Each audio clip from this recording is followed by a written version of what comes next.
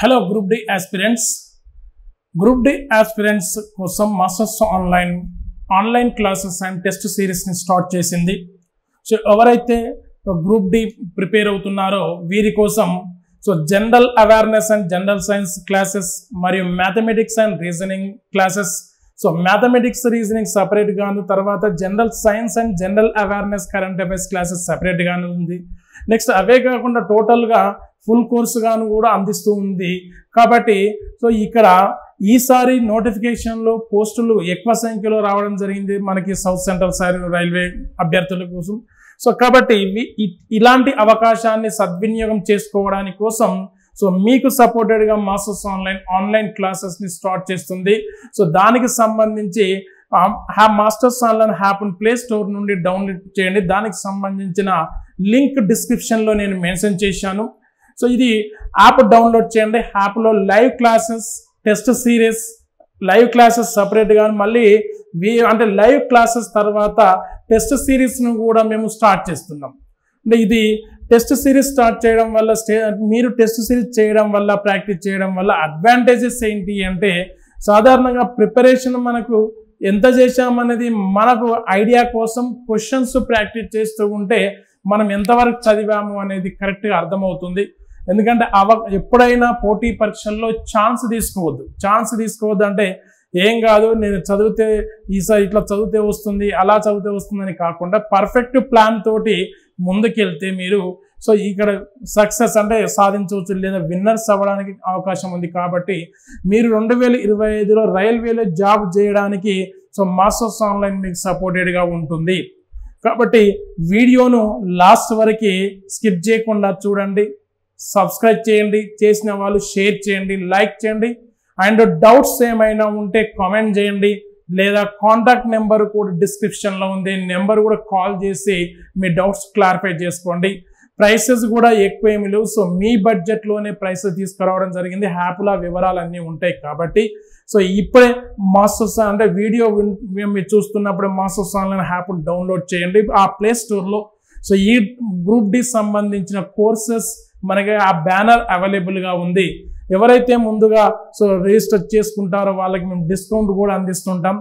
Live classes చేయడం వల్ల మీకు అడ్వాంటేజ్ ఏంటంటే అప్పటికప్పుడు ఫ్యాకల్టీచే మీకు డౌట్ క్లారిఫికేషన్ అనేది ఉంటుంది. జస్ట్ లైవ్ ఇంటరాక్షన్ లాగానే ఉంటుంది యాప్ లైవ్ క్లాసులు పెట్టడం వల్ల. వీడియో వింటూనే మీరు చాట్ చేస్తూ ఉండొచ్చు. అది మీకు మ్యాథ్స్ అండ్ రీజనింగ్లో చాలా యూజ్ అవుతుంది. కాబట్టి అన్ని సబ్జెక్టులకి ఎక్స్పీరియన్స్డ్ ఫ్యాకల్టీ తోటి మేము క్లాసెస్ చేయడం జరిగింది. కాబట్టి మిత్రులారా, గ్రూప్ డి ప్రిపేర్ అవుతున్న అభ్యర్థులారా, ఈ అవకాశాన్ని సద్వినియోగం చేసుకోండి, జాబ్ సంపాదించండి, 2025లో సెటిల్ అవ్వండి. ఇది మీకు మాస్టర్స్ ఆన్లైన్ అందిస్తున్న ఒక మంచి అవకాశం అని చెప్తున్నాను. సరే, ఈ వీడియోలో దీనికి సంబంధించి చాలామంది వీడియోస్ లేదా ఈ యూట్యూబ్లో క్లాసెస్ చూసి కూడా మనకు యాప్ డౌన్లోడ్ చేస్తూ ఉంటారు లేదా పర్చేజ్ చేస్తుంటారు. కాబట్టి దీనిలో ఈ క్లాసులో నేను జనరల్ అవేర్నెస్లో జనరల్ నాలెడ్జ్ పార్ట్ గురించి జనరల్ నాలెడ్జ్లో కంపల్సరీ ఏవి ఇంపార్టెంట్ ఏంటి అనేది ఇంపార్టెంట్ టాపిక్ తీసుకున్నాను. అది యూట్యూబ్లో ఆల్మోస్ట్ నేను అప్లోడ్ చేస్తూనే ఉంటాను, మీరు ఫాలో అవ్వండి. కొన్ని రోజుల తర్వాత లైవ్ క్లాసెస్ కూడా స్టార్ట్ చేస్తాను, ఓకేనా? సరే, ఈ వీడియోలో మనం డిస్కస్ చేయబోతున్న అంశం ఏంటి అంటే, మనం ఇప్పుడు చేయబోతున్న అంశం ఇక్కడ చూడండి, India location and physical setting. బైలింగ్వల్గా చెప్తాను, ఏమి అంటే ఇద్దరికి యూజ్ అవుతుంది, Telugu medium and English medium. ఎందుకంటే క్వశ్చన్ పేపర్ బైలింగ్వల్గా తెలుగు మీడియంలోనూ ఉంటుంది, ఇంగ్లీష్ మీడియంలో ఉంటుంది. కాబట్టి తెలుగు మీడియం అభ్యర్థులకు కూడా ఇంగ్లీష్ మీడియం గురించి టెన్షన్ లేదు. ఇంగ్లీష్ మీడియం వాళ్ళకు కూడా మెటీరియల్ అవైలబుల్గా ఉంటుంది. మేము పీడిఎఫ్స్ కూడా పెడతాము యాప్లో, చూడండి. కాబట్టి ఇప్పుడు జీకే పార్ట్లో మనము జాగ్రఫికల్ అంశాలని లేదా భౌగోళిక పరమైన అంశాలని ఈ వీడియోలో నేను కొన్ని చెప్తాను మీకు. మిగతా అన్ని మనకి యాప్లో ఉంటాయి. ఏంటి ఈ వీడియో మనకి ఈ క్లాస్లో డిస్కస్ చేయబోయే అంశం అంటే, భారతదేశం ఉనికి మరియు నైసర్గిక స్వరూపాలు లేదా భౌతిక అమరిక అనేది మనం చూద్దాం. గ్రూప్ డిలో లేదా ఎస్ఎస్సి బ్యాంకింగ్, ఇప్పుడు మనకి రీసెంట్గా వచ్చిన తెలంగాణ జ్యుడిషియల్ విభాగంలో లేదా హైకోర్టు అండ్ జిల్లా కోర్టులో వచ్చిన జూనియర్ అసిస్టెంట్ కావచ్చు, సూపరింటెండెంట్ కావచ్చు, ఈ అన్నింటికి సంబంధించిన వీడియో మీకు యూజ్ అవుతుంది, అందరికి కూడా యూజ్ అవుతుంది, కంపల్సరీ చూడండి. సో కాబట్టి మరి ఇక్కడ భారతదేశం ఉనికి మరి ఫిజికల్ సెట్టింగ్లో ఏమేమి అంశాలు అడగడానికి అవకాశం ఉంటుంది అంటే నేను మ్యాప్ ఆధారంగా మీకు చూపించడం జరుగుతుంది. Map compulsory general knowledge, geography part కానీ, ఆర్ట్ అండ్ కల్చర్ కానీ, సో ఇంకా ఫేమస్ చారిత్రక కట్టడాలు కానీ ఇలాంటివన్నీ నేను మ్యాప్ ద్వారానే మీకు చూపిస్తాను. చాలా ఈజీగా అర్థమవుతుంది మీకు. సరే ఇక్కడ మనం తీసుకున్నట్టయితే మరి భారతదేశ ఉనికి, సరే ఈ ఫిజికల్ సెట్టింగ్ మనం గమనించినప్పుడు మరి ఇక్కడ భారతదేశం అనేది ఆల్మోస్ట్ ప్రాచీన చరిత్ర గల ఒక భూభాగం ఇది. సరే ఇది ప్రాచీన విదేశీయుల నుండి పర్షియన్లు, గ్రీకులు, తర్వాత సో అరబ్బులు, ఆధునిక యుగంలో బ్రిటిష్ వారికి అనేక మంది విదేశీయులు భారతదేశంలోకి రావడం వల్ల భారతీయ సంస్కృతి అనేది అనేక రంగాలుగా ప్రభావితమైంది. కాబట్టి సో మరి భౌగోళిక పరమైన అంశాల పరంగా తీసుకున్నప్పుడు భారతదేశం ప్రజెంట్ ఏ ఖండంలో ఉంది చూడండి. భారతదేశం అంటే సింపుల్గా తీసుకున్నట్టయితే ఈ అంశాలు మీరు పరిశీలించండి. భారతదేశం మనం చదవాలంటే ఏ అంశాలు చదవాలంటే ఫస్ట్ ప్రపంచంలో ఉన్న ఖండాల సంఖ్య కాంటినెంట్, నెంబర్ ఆఫ్ కాంటినెంట్ 7.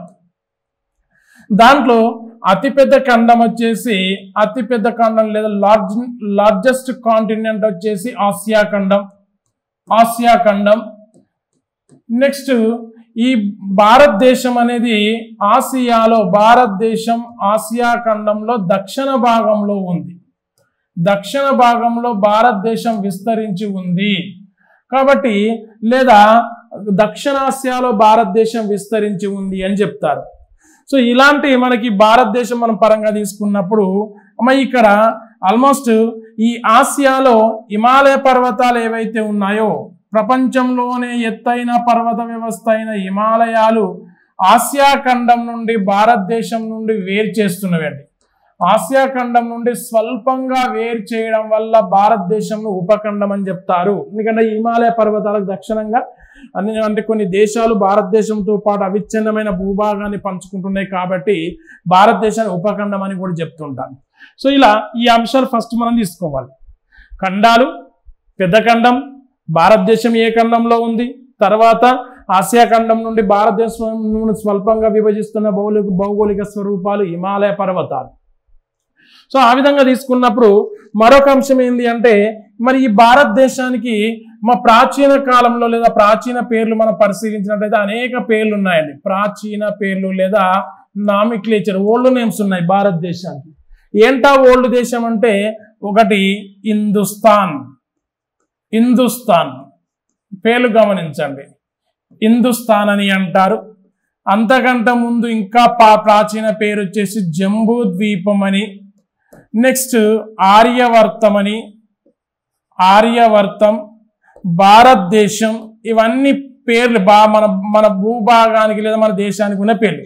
తర్వాత ఈ అన్నింటి తర్వాత వచ్చిన పేరు ఏంటంటే ఇండియా అని అంటారు. బ్రిటిష్ వారు భారతదేశాన్ని ఇండియాగా పిలవడం జరిగింది అని చెప్తున్నాను. ఓకేనా?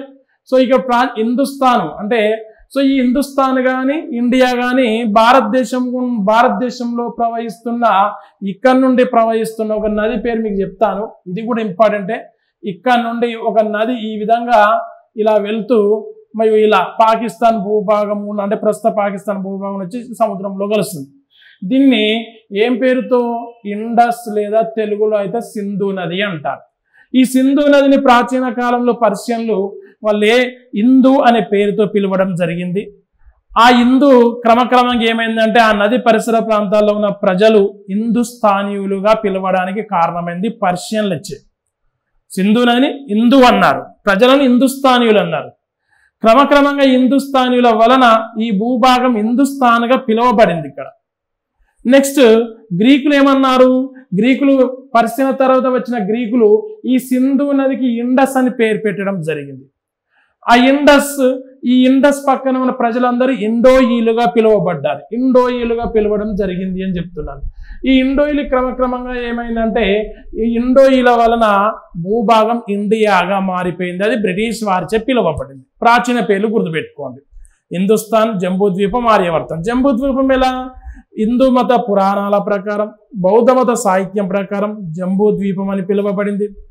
ఆర్యులు రావడం వల్ల ఆర్యవర్తం అని. నెక్స్ట్ మరొక పేరు ఏంటిది? భారతదేశం. అంటే భారతదేశం అని ఎందుకు అంటారంటే, సారీ పేరు అన్నది, భారతదేశం అని ఎందుకు అంటున్నారంటే ఇక్కడ ప్రాచీన కాలంలో ఆర్య తెగల్లో ఒక తెగ భరత తెగ.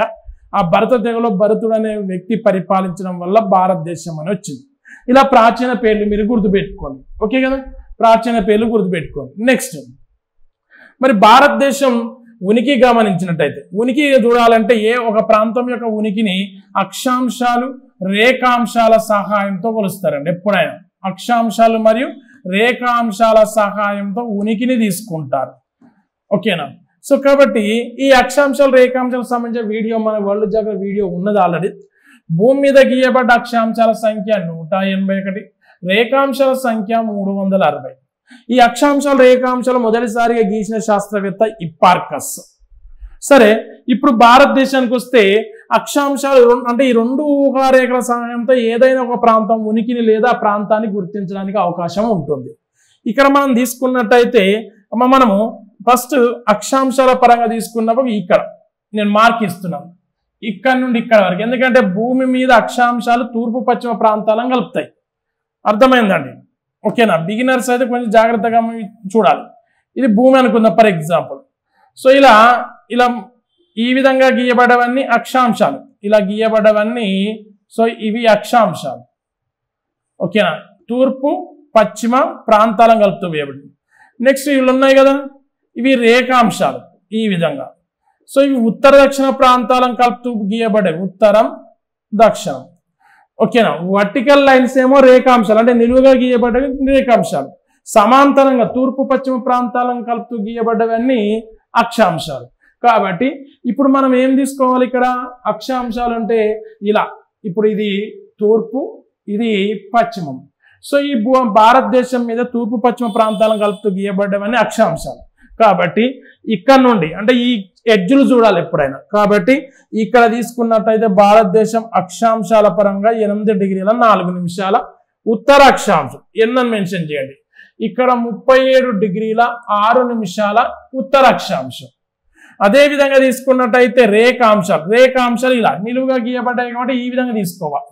అలాంటప్పుడు మనం ఏం చేద్దాం? ఇప్పుడు రేఖాంశాల పరంగా తీసుకున్నప్పుడు 68 డిగ్రీల 7 నిమిషాలు అమ్మాయి ఇది. నెక్స్ట్ 97 డిగ్రీల 25 నిమిషాల తూర్పు రేఖాంశాల మధ్య విస్తరించు. ఈ తూర్పమ్మ, అర్థమైందా? ఇలా మనం తీసుకోవాలి. కాబట్టి ఇది మనం గమనించినట్టయితే అక్షాంశాల పరంగా 8 డిగ్రీల 4 నిమిషాల ఉత్తరం నుండి 37 డిగ్రీల 6 నిమిషాల ఉత్తరం వరకు. రేఖాంశాల పరంగా తీసుకున్నప్పుడు 68 డిగ్రీల గమనించండి. సో 68 డిగ్రీల 7 నిమిషాల తూర్పు నుండి 97 డిగ్రీల 25 నిమిషాల తూర్పు రేఖాంశాల మధ్య విస్తరించి ఉంది.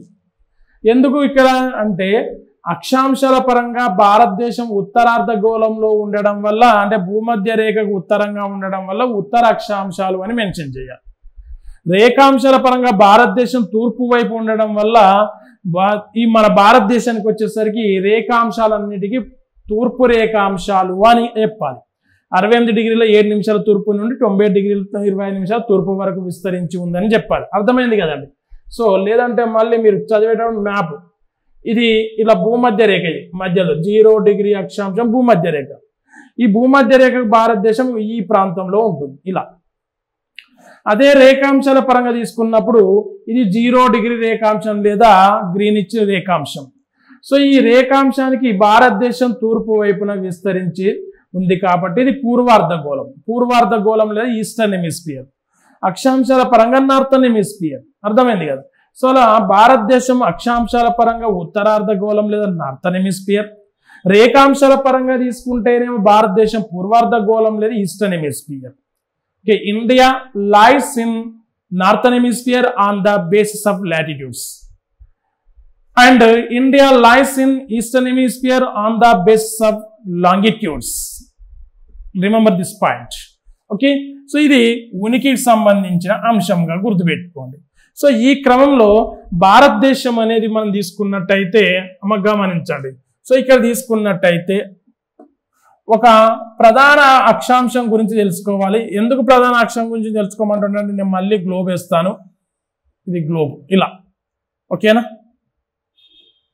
రైట్. సో ఇది అక్షాంశం, భూమధ్య రేఖ.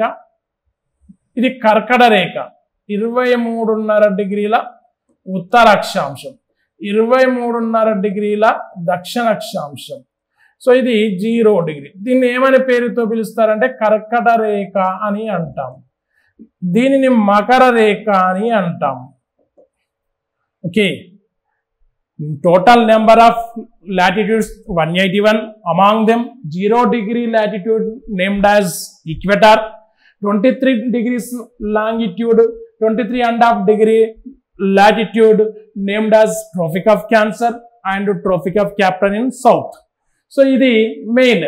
ఈ విధంగా మనం తీసుకున్నప్పుడు ఈ కర్కట రేఖ ఏదైతే ఉందో లేదా 23.5 డిగ్రీల ఉత్తరాక్షాంశం ఏదైతే ఉందో ఇది భారతదేశం మధ్య గుండా ఇలా వెళ్తుంది, గమనించండి ఇలా. సో ఈ విధంగా వెళ్తుంది ఇలా. భూమధ్య రేఖ భారతదేశానికి దక్షిణ దిశ అంటే ఇలా శ్రీలంక మీదుగా ఇలా వెళ్తుంది. ఇది భూమధ్య రేఖ, ఇది కర్కట రేఖ. అప్పుడు కర్కట రేఖ తీసుకున్నట్లయితే కర్కట రేఖ భారతదేశంలో 8 రాష్ట్రాల గుండా వెళ్తుంది. మిజోరాం 1, త్రిపుర 2, ఓకేనా. త్రిపుర తీసుకున్నట్టయితే 2. నెక్స్ట్ వెస్ట్ బెంగాల్ 3, జార్ఖండ్ 4, ఛత్తీస్గఢ్ 5, మధ్యప్రదేశ్ 6, రాజస్థాన్ 7, గుజరాత్ 8 ఇలా. ఇక్కడ నుండి ఇటువైపు లెక్క పెట్టాలి, ఎందుకంటే అక్షాంశాలు తూర్పు నుండి పశ్చిమ గీయబడినాయి కాబట్టి. కర్కట రేఖ ప్రవేశించే మొదటి రాష్ట్రం మిజోరాం. సో కర్కట రేఖ భారత్ నుండి వెళ్ళే చివరి రాష్ట్రం గుజరాత్. మిజోరాం, త్రిపుర, వెస్ట్ బెంగాల్, జార్ఖండ్, ఛత్తీస్గఢ్, మధ్యప్రదేశ్, గుజరాత్. మ్యాప్ గమనించండి బాగా. ఎన్ని రాష్ట్రాలు? 8 రాష్ట్రాలు. అలాంటి సమయంలో రాష్ట్రాల రాజధానులు అడగచ్చు ఇక్కడ. ఫర్ ఎగ్జాంపుల్ మిజోరాం రాజధాని ఐజ్వాల్, త్రిపుర రాజధాని అగర్తలా, వెస్ట్ బెంగాల్ రాజధాని కోల్కతా, జార్ఖండ్ రాజధాని రాంచీ, ఛత్తీస్గఢ్ రాజధాని రాయ్పూర్, మధ్యప్రదేశ్ రాజధాని భోపాల్, రాజస్థాన్ రాజధాని జైపూర్, గుజరాత్ రాజధాని గాంధీనగర్. ఇలా అడగడానికి అవకాశం ఉంటుంది. ఇది కర్కట రేఖకు సంబంధించిన అంశం. ఇక నెక్స్ట్ రేఖాంశాల పరంగా తీసుకున్నప్పుడు రేఖాంశాల్లో ప్రధానంగా మనం చెప్పుకున్నాం కాబట్టి రేఖాంశాల్లో 82.5 డిగ్రీల రేఖాంశం అనేది మనకు ఇంపార్టెంట్. ఇలా తీసుకో. ఇది 82.5 డిగ్రీల తూర్పు రేఖాంశం. దీన్ని మనము ఐఎస్టి అని అంటాం, అంటే ఇండియన్ స్టాండర్డ్ టైం లేదా భారత ప్రామాణిక రేఖాంశం. Indian standard time 82.5 east longitude. So దీని ఆధారంగానే భారతదేశం అనేది ఒకే సమయాన్ని కలిగి ఉంటుంది. భారతదేశం మీదుగా మొత్తం రేఖాంశాల సంఖ్య 30, అక్షాంశాల సంఖ్య 30 అనేది ప్రయాణిస్తున్నవి. ఈ 82.5 డిగ్రీల తూర్పు రేఖాంశం భారతదేశంలో 5 రాష్ట్రాల గుండా ప్రయాణిస్తుంది. 5 రాష్ట్రాల్లో ఇది Uttar Pradesh UP, next Madhya Pradesh and Chhattisgarh, Odisha, AP. చివరిలో ఏరియా యానం ఉన్న ఏరియా పుదుచ్చేరి. సో ఈ విధంగా కర్కట రేఖ 8 రాష్ట్రాలు అయితే 82.5 డిగ్రీల తూర్పు రేఖాంశం లేదా భారత ప్రామాణిక రేఖాంశం 5 రాష్ట్రాలు ఒక కేంద్రపాలిత ప్రాంతం గుండా వెళ్తుంది. రైట్, ఇలా మీరు ఇవి గుర్తుపెట్టుకోవాలి. గుర్తుపెట్టుకునే క్రమంలో ఇంకొక విషయం ఏంటంటే ఇక్కడ అక్షాంశాలు మనం చెప్పాం కాబట్టి ఇక్కడ చివరి ప్రాంతాలు కూడా అడుగుతాడు. అక్షాంశాలు రేఖాంశాల ఆధారంగా భారతదేశంలోని చివరి ప్రాంతాలు. మరి భారతదేశంలోని చివరి ప్రాంతాలు ఏమున్నవి అని గమనించినట్టయితే మసి ఇక్కడ భారతదేశంలోని చివరి ప్రాంతాలు. Okay, right.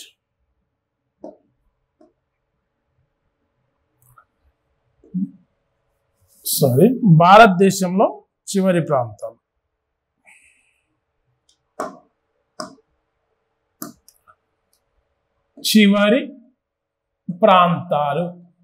అని తీసుకున్నప్పుడు ఇది కంపల్సరీ మీకు కంపల్సరీ వస్తుంది.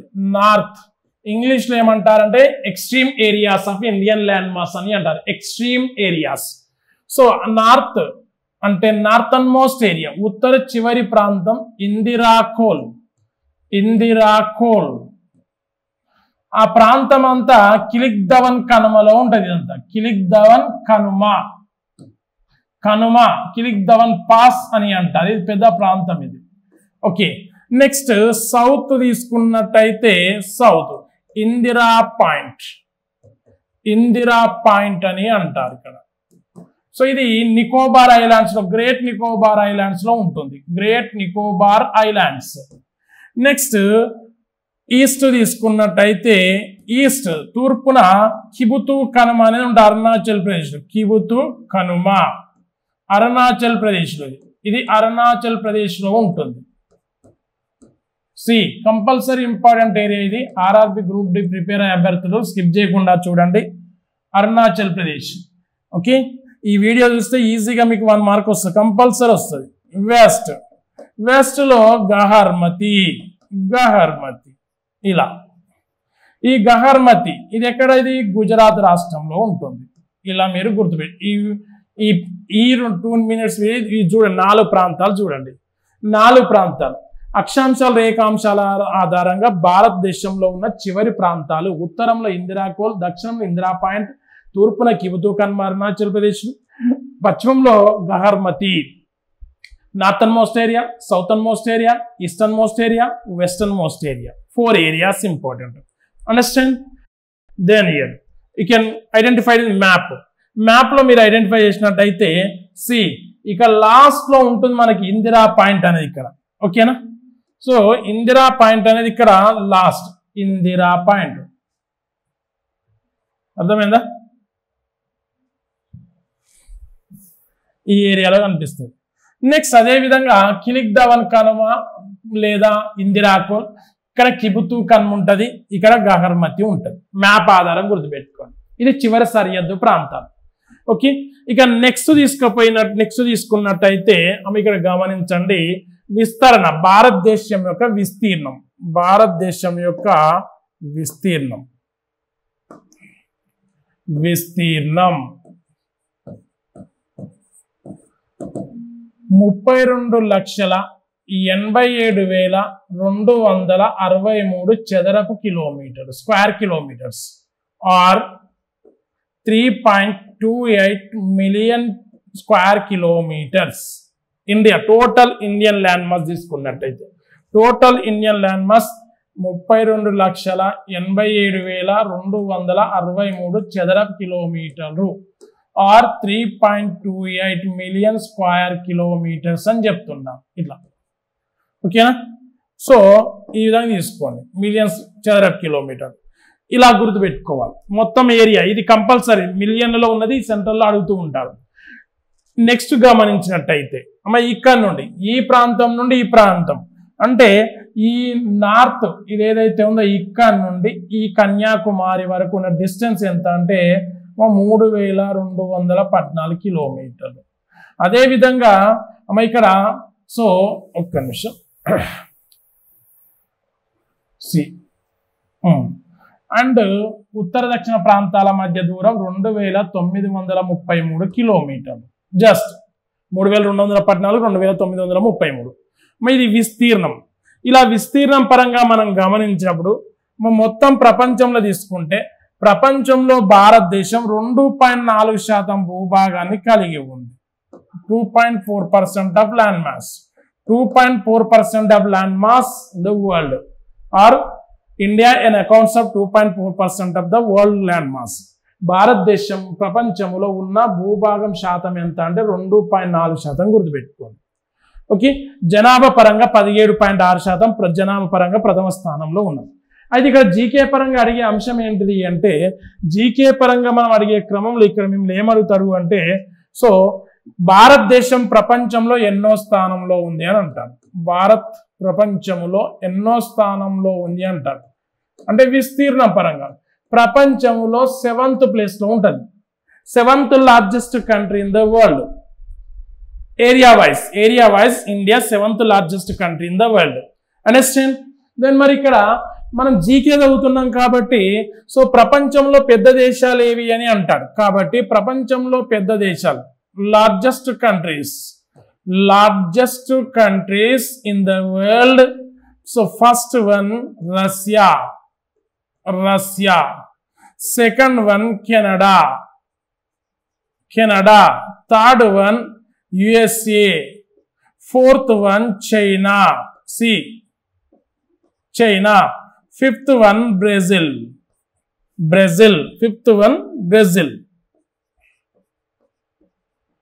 Brazil, sixth one Australia,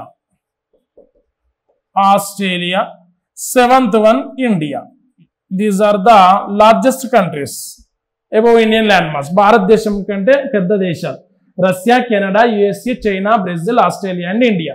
India తర్వాత అర్జెంటీనా తర్వాత కజకిస్తాన్ తర్వాత అల్జీరియా.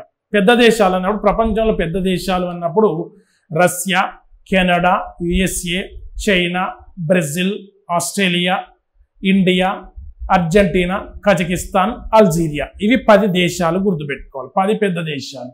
ఓకే, ఇది కంపల్సరీ మనం తీసుకోవాల్సిందే.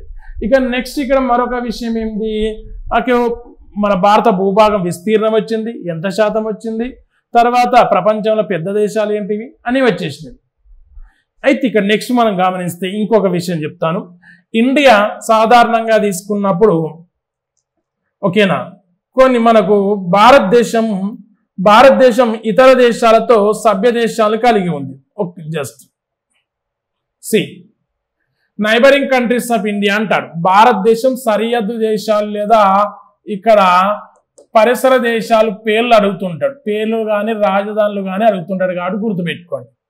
ఇండియాకు ఉత్తర దిశలో సరిహద్దుగా ఉన్న దేశాల్లో ఇది మనకేంటిది, పాకిస్తాన్, ఆఫ్ఘనిస్తాన్, చైనా, నేపాల్, భూటాన్, బంగ్లాదేశ్, మయన్మార్. ఇవి ప్రత్యక్షంగా భూ సరిహద్దు గల దేశాలు. ఇవన్నీ ప్రత్యక్షంగా 1 2 3 4 5 6 7 7 దేశాలు భారతదేశంతో ప్రత్యక్ష సరిహద్దుని కలిగి ఉంటున్నాయి. 7 దేశాలు, 7 countries sharing border with India. భారతదేశంతో 7 దేశాలు ప్రత్యక్ష భూ సరిహద్దుని కలిగి ఉంటాయి. దీన్ని అంతర్జాతీయ భూ సరిహద్దు అని అంటారు. ఈ భారతదేశం 7 దేశాలతో సరిహద్దుని కలిగి ఉంది కాబట్టి మొత్తం భూ సరిహద్దు పొడవు, total length of land frontier with 7 countries. Land frontier ఇతర దేశాల మధ్య ఉన్న సరిహద్దును ఫ్రాంటియర్ అని అంటారు. పొడవు తీసుకున్నట్టయితే 15,106.7 కిలోమీటర్లు అని గుర్తుపెట్టుకోండి. ఈ మోస్ట్ ఇంపార్టెంట్ 7 countries తో మొత్తం ఎన్ని దేశాలు ఉంటున్నాయి, నేను 7 దేశాలతో భారతదేశం యొక్క సరిహద్దు పొడవు 15,106.7 కిలోమీటర్లు. ఆల్రెడీ 7 దేశాల పేర్లు చూశారు, పాకిస్తాన్, ఇవన్నీ. ఈ 7 దేశాలతో 16 రాష్ట్రాలు, భారతదేశంలో 16 రాష్ట్రాలు మరియు 2 కేంద్రపాలిత ప్రాంతాలు సరిహద్దుని కలిగి ఉన్నాయి. 16 రాష్ట్రాలు, 2 కేంద్రపాలిత ప్రాంతాలు సరిహద్దుని కలిగి ఉన్నాయి. ఏంటా రాష్ట్రాలు అని మనం తీసుకున్నట్టయితే మీరు చూడండి రాష్ట్రాలు. ఇప్పుడు ఇది పాకిస్తాన్ ఉంది కదా, ఇక్కడ పాకిస్తాన్తో సరిహద్దు గల రాష్ట్రాలు గుజరాత్, రాజస్థాన్, పంజాబ్. ఈ 3 రాష్ట్రాలు వచ్చినాయి. ఫస్ట్ చూడండి. అండ్ కేంద్రపాలిత ప్రాంతాలు జమ్మూ అండ్ కాశ్మీర్, లడఖ్. ఇది జమ్మూ అండ్ కాశ్మీర్, లడఖ్ మొత్తం. అదేవిధంగా ఆఫ్ఘనిస్తాన్, ఇది ఆఫ్ఘనిస్తాన్తో కూడా లడఖ్ సరిహద్దుగా కలిగి ఉంది. కాబట్టి పాకిస్తాన్తో సరిహద్దు గల రాష్ట్రాలు అన్నప్పుడు పాకిస్తాన్తో సరిహద్దు గల రాష్ట్రాలు, ఇది పాకిస్తాన్, సరిహద్దులో గుజరాత్, రాజస్థాన్, పంజాబ్. Next Jammu and Kashmir, Ladakh. అర్థమైందా? మొత్తం ఇక్కడ సరిహద్దు పొడవు 3,323 కిలోమీటర్లు. ఇది 3,323 3323 కిలోమీటర్లు ఈ సరిహద్దు. ఆఫ్ఘనిస్తాన్ 106 కిలోమీటర్స్. చైనా 3488 కిలోమీటర్లు. Nepal 1751 kilometres 51 kilometres. అర్థమైందా? నెక్స్ట్ 17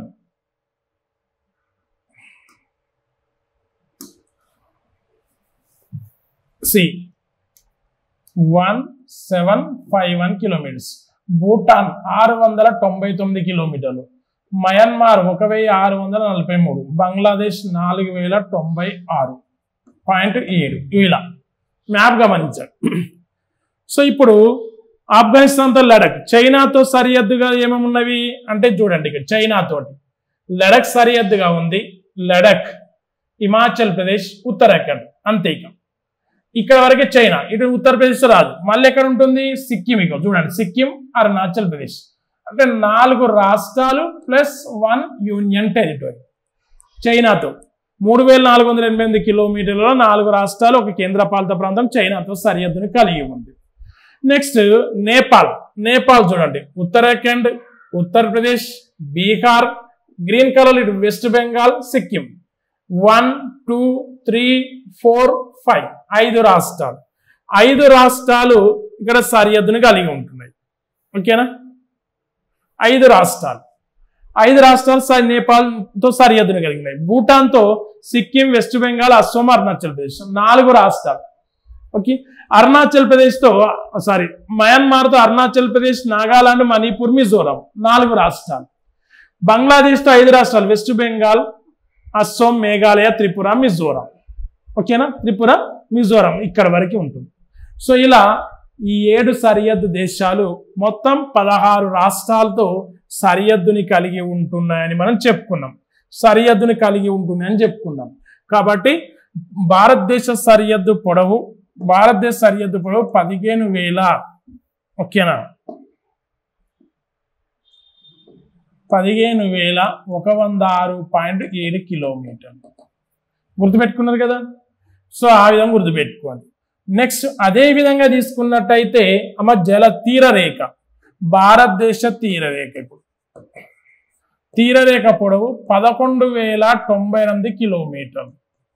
ఇలా మొత్తం total length of Indian coastal line 11,098 కిలోమీటర్లు. అమాంగ్ దెమ్ దీంట్లో అతి పొడవైన తీరరేఖ గుజరాత్. రెండో తీరరేఖ తమిళనాడు, మూడో తీరరేఖ ఆంధ్రప్రదేశ్, 4వ తీరరేఖ మహారాష్ట్ర. రాష్ట్రాలు అయితే ఇవి 1 2 3 4 రాష్ట్రాలైతే అతి పొడవైన తీరరేఖ గల రాష్ట్రాలు ఇవి. అత్యల్ప తీరరేఖ గల రాష్ట్రం గోవా. ఇది గోవా. అత్యల్ప తీరరేఖ రాష్ట్రం గోవా. కేంద్రపాలిత ప్రాంతాల అతి పొడవైన తీరరేఖ అండమాన్ నికోబార్ ఐలాండ్స్. అతి పొడవైనది. అర్థమైందా? అతి పొడవైన తీరరేఖ. సో అత్యల్ప తీరరేఖ గల కేంద్రపాలిత ప్రాంతం Puducherry 42.65 kilometres. Longest coastal states Gujarat, Tamil Nadu, Andhra Pradesh, Maharashtra. Andhra Pradesh గతంలో 2వ స్థానంలో, ఇప్పుడు 3వ స్థానంలోకి చేరింది కాబట్టి 4. And longest coastal line union territory Andaman Nicobar దీవులు 3,083 కిలోమీటర్లు. గతంలో 1962 ఉండే, ఇప్పుడు 3,083. ఆ వీడియో తీరరేఖ కూడా మనకు వీడియో ఉన్నది, కావాలని చూడండి. Next smallest coastal line Goa. ఇలా తీరరేఖ పరంగా తీసుకున్నప్పుడు ఈ విధంగా మీరు గుర్తుపెట్టుకోవాలి. జస్ట్ నెంబర్ అవసరం లేదు, రాష్ట్రాల పరంగా మీరు తీసుకోండి అని చెప్తున్నాను. అర్థమైందా? ఇక నెక్స్ట్ తీసుకున్నట్టయితే ఇక్కడ గమనించండి. 16 రాష్ట్రాలేమో అంతర్జాతీయ భూ సరిహద్దు లేదా 7 దేశాలతో భూ సరిహద్దును కలిగి ఉన్నాయి. 9 రాష్ట్రాలు తీరరేఖను కలిగి ఉన్నాయి. 9 రాష్ట్రాలు. మిగతా రాష్ట్రాలు ఈ మధ్యలో ఉన్నవి ఏంటంటే, మధ్యలో ఒక 5 రాష్ట్రాలు ఉన్నాయి. వీటిని ల్యాండ్ లాక్డ్ స్టేట్స్ అని అంటారు. ల్యాండ్ లాక్డ్ స్టేట్స్ అంటే భూ పరివేష్టిత రాష్ట్రాలు అని అంటారు. భూ పరివేష్టిత రాష్ట్రాలు. గమనించండి, భూ పరివేష్టిత రాష్ట్రాలు.